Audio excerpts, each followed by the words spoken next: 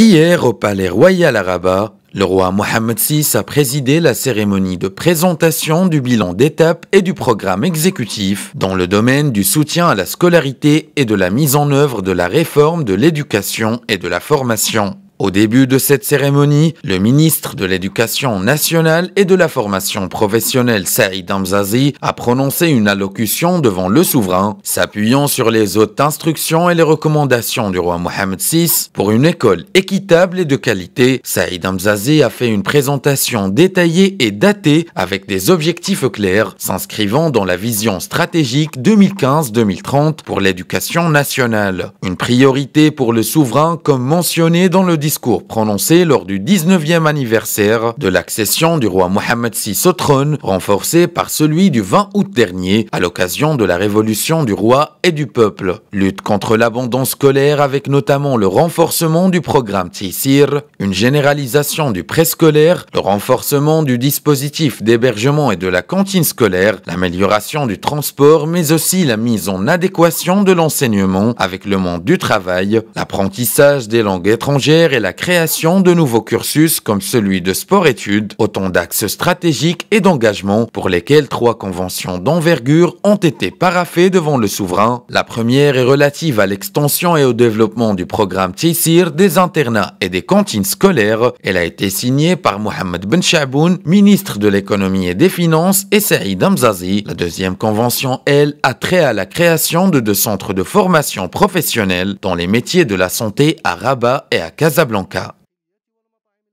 La convention qui vient d'être signée porte sur la réalisation de 2 centres de formation au métier de la santé à Casablanca et à Rabat qui seront pris en charge par l'Office de la formation professionnelle et de la promotion du travail.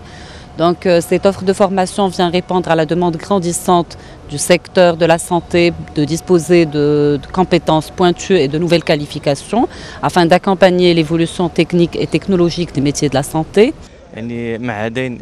La convention paraphée en la présence du roi Mohammed VI concerne la mise en place de 2 centres de formation professionnelle dans les métiers de la santé à Rabat et à Casablanca. Ces 2 unités modernes renforceront l'arsenal de la formation médico-professionnelle au royaume. Elles seront mises en place par l'Office de la formation professionnelle et de la promotion du travail en partenariat avec différents acteurs du domaine.